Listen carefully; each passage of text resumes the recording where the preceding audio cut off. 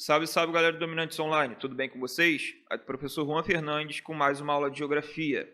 E nesse vídeo vamos resolver questões de climatologia. Bom, nessa primeira questão aqui, a gente tem, no enunciado, os fundamentos da meteorologia tropical, como mostrou Richard Groove, foram estabelecidos durante o Grande El Niño de 1790-91, que, além de levar a seca e a fome a Madras e Bengala, desmantelou a agricultura em várias colônias caribenhas da Inglaterra. Pela primeira vez, medições meteorológicas simultâneas, milhares de milhas distantes entre si, sugeriram que aquelas condições de tempo extremo talvez estivessem associadas em todos os trópicos. Uma ideia que só seria completamente desenvolvida durante a seca global de 1876-78. Tá? Então, esse enunciado aqui já traz para a gente o tema central da questão, tá? Que é o El Niño. Tá? E aí, no comando da questão, vem perguntando aqui, vem pedindo, o fenômeno climático citado ocorre periodicamente e tem como causa o aumento da... Tá? Então, o El Niño, que ele acontece em períodos, mas que não são períodos ali que são precisos, tá? Tá perguntando a causa, tem como causa o aumento do quê? O aumento do que provoca a formação, tá, do El Niño, ou o aparecimento do El Niño. A atuação da massa de ar equatorial continental. Então, a MEC, quando ela tem o seu aumento,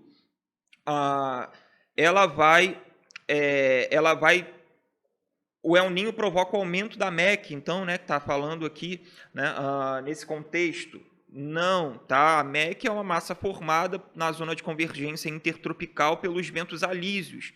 Ventos alísios esse, que tem uma relação direta com a formação do El Niño e da Laninha. Então, a atuação desse vento com o aumento da circulação desses ventos ou a diminuição da circulação desses ventos modificam um comportamento atmosférico que vão formar ali o El Niño e a Laninha, mas não está diretamente associado à massa equatorial continental. Velocidade dos ventos no hemisfério sul, e essa alternativa aqui, que pode ser a pegadinha, tá? Mas não está correta. Tá? Por quê? Porque quando a gente tem um aumento da velocidade no hemisfério sul, significa automaticamente que o vento alísio está soprando mais forte. Se o vento alísio está soprando mais forte, a gente tem uma condição que vai intensificar um processo que ocorre naturalmente, tá? Que é o de deslocamento de águas quentes para a Ásia. E isso seria a Laninha. Tá? Então, a B aqui está dando para a gente uma condição de Laninha. O El Niño é a diminuição, tá? Desses ventos, tá? Da velocidade desses ventos, a diminuição da circulação desses ventos. E isso vai fazer com que essa água quente, que é deslocada para a Ásia, se concentre no Pacífico, no centro do Pacífico. Atividade vulcânica no Círculo do Fogo? Não, tá? O Círculo do Fogo ali é o círculo de atividade vulcânica que a gente tem no Pacífico, que vai da Ásia à América, tá? Abrange a Oceania, vai para o Pacífico Norte, para o Pacífico Sul, então é aquela área de instabilidade geológica ali. Temperatura das águas do Pacífico? Sim, tá? O El Niño ele é um fenômeno ocasionado por essa ação do vento, que vai passar por uma anomalia atmosférica, tá? E esse vento ele vai diminuir essa água quente que se desloca para o litoral da Ásia. Água quente essa que vai se concentrar, tá? No Pacífico, no centro do Pacífico, mudando toda a condição atmosférica da América. Tá? Então, a gente vai ter um aumento das temperaturas da água do Pacífico. Liquefação das geleiras do Ártico. Não, isso aqui tem nada a ver, tá? Liquefação basicamente envolve processos gasosos, tá? Nesse contexto de vapor, nesse contexto, tá? E não de geleira do Ártico. Beleza, galera? Então, a gente tem aqui gabarito letra D, tá? A segunda questão, a gente tem esse mapinha aqui, né, apresentado para a gente. No hemisfério sul, a sequência latitudinal, lembrando, tá? Latitude é uma referência norte-sul, tá? A sequência latitudinal dos desertos, representada na imagem, sofre uma interrupção no Brasil devido à seguinte razão. Então, aqui, essa questão está basicamente trazendo para a gente, né, que no hemisfério sul, a gente tem uma interrupção da sequência de desertos, tá? No Brasil. E pergunta o porquê que isso acontece, por que no Brasil não tem deserto, uma vez que, se a gente for olhar aqui na posição latitudinal, tá? No continente africano, a gente tem a presença de desertos, tá? No Trópico de Capricórnio. Então, por que no Brasil não tem? Qual é a função? O que acontece no Brasil que a gente não tem a presença de um deserto? Tá? Existência de superfícies de intensa refletividade. Não, o albedo não tem relação direta com isso, tá? Com a formação de desertos. Beleza? Preponderância de altas pressões atmosféricas. Não, a gente não tem um predomínio de altas pressões atmosféricas. A gente tem, por exemplo, aqui ó, na linha do Equador, uma área de baixa pressão atmosférica. A gente tem uma área de alta pressão atmosférica aqui, tá? Uma pressão atmosférica alta que surge aqui próximo, né, ao Trópico de Capricórnio. Mas o porquê? Esse, de fato, é o questionamento da questão. Por que o Brasil não tem um deserto? Influência de umidade das áreas florestais. Esse aqui é o nosso gabarito, influência de umidade das áreas florestais, tá?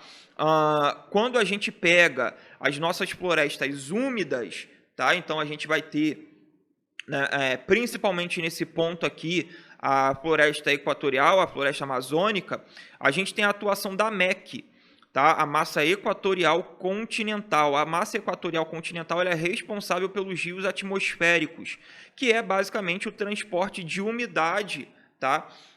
Na atmosfera, a partir da MEC, que vai se deslocar por grande parte do nosso território. Então, essa grande presença de umidade nas áreas florestais vai dificultar, tá, a presença de desertos. E esse é um grande temor. O temor é o desmatamento pode provocar, né, a desertificação de determinadas áreas no nosso território. Beleza? Predomínio de correntes marinhas frias? Não, a gente tem predomínio no nosso território de correntes quentes, tá? A ausência de massas de ar continentais? Não, no nosso território a gente tem, por exemplo, a massa tropical continental, que é formada no centro da América do Sul, né? A gente tem a massa equatorial continental, que é formada na floresta amazônica. Então, gabarito, letra C.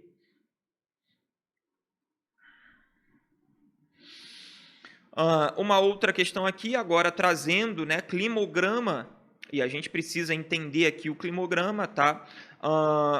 As temperaturas médias mensais e as taxas de pluviosidade expressas no climograma apresentam um clima típico da seguinte cidade. E aqui, né, numa figura 2, a questão traz um número de cidades para a gente. Cidade do Cabo, Sydney, Mumbai, tá? Barcelona e Moscou. Bom, então vamos lá. Essa questão está pedindo para a gente a localização desse clima, tá? Representado aqui no climograma. E aí, qual é a importância da gente fazer leitura do climograma? Não é um dado que vai passar batido pela gente, tá? Olha só, a gente precisa saber, né? E aí, por conta da nossa vivência aqui, a gente sabe que as estações mais frias, elas estão localizadas, tá, no meio do ano, no nosso hemisfério, no hemisfério sul, tranquilo? Então, automaticamente, se a estação mais fria no nosso hemisfério aqui, a gente sabe que no hemisfério norte vai ser a estação mais quente, ou seja, é verão, tá? Então, aqui, ó, verão no hemisfério norte, tranquilo? Então, essa questão aqui, ó, tá trazendo pra gente verão no hemisfério norte, tá? Esse verão no hemisfério norte vai dar automaticamente a possibilidade de anular algumas questões. Por exemplo, cidade do Cabo e Sydney, hemisfério sul. Então, essas aqui já corta, tá? Então, a gente já pode cortar cidade do Cabo A, B, tá? A gente tem aqui, né, Barcelona afetada por massas de ar seco, tá? Barcelona é afetada por massas de ar seco no verão, tá? Então, no verão, a gente tem menos pluviosidade, tá? No clima mediterrâneo. Então, automaticamente, a gente já vai ter aqui, né, uma menor pluviosidade. Então, o climograma está apresentando aqui, né, quando a temperatura sobe, a gente tem uma elevada pluviosidade, tá? Uma pluviosidade maior, né, mais acentuada. Então, Barcelona também corta. Mumbai, definido pelas chuvas monsônicas torrenciais. E aí a gente automaticamente consegue cortar pela temperatura, tá? Então, a gente não tem temperaturas negativas nessas áreas na Índia, tá? Então, sobra para a gente, tá? Moscou, Rússia, influenciado pela localização geográfica em alta latitude. Então, é um clima de alta latitude, onde a gente vai ter ali um clima, né, temperado, um clima frio, tá? Então, nosso gabarito, letra E. Tá? Então, leiam o climograma, galera. É importantíssimo, tá vendo? Lendo o climograma aqui, a gente já anulou duas alternativas, tá?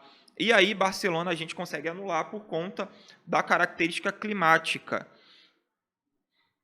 E também a gente conseguiria associar essa questão aqui, né, a temperaturas negativas, tá? Que não são características de determinadas áreas citadas. Bom, uma outra questão aqui envolvendo o climograma também, essa aqui trazendo climas do Brasil, tá? O climograma 1 e 2 correspondem, respectivamente, às áreas assinaladas no mapa com as letras, tá? Então, aqui a gente tem o climograma 1 e o climograma 2. E aqui as letrinhas, tá? A, B, C e D. Bom, a gente sabe aqui, ó, que o primeiro climograma ele tem uma amplitude térmica, né? Não muito acentuada, e ele tem um elevado índice pluviométrico, beleza? Um elevado índice pluviométrico. Então, já apresenta para a gente um clima com um grande volume de chuvas. Tá? O segundo climograma aqui, a gente tem uma amplitude térmica um pouco mais acentuada, ou seja, esse clima tem uma influência ali, né, de uma estação mais seca que vai provocar essa amplitude térmica. Tá? Então, a gente vai ter estações mais úmidas e estações mais secas.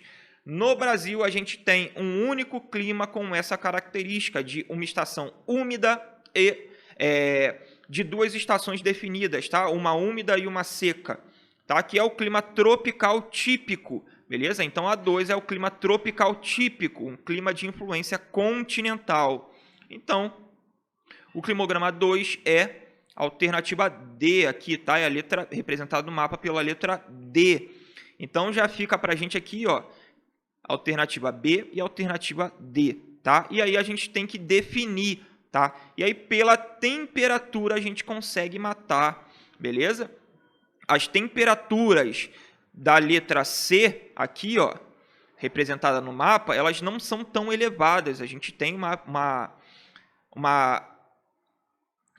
as temperaturas mais baixas, sobretudo no inverno, tá?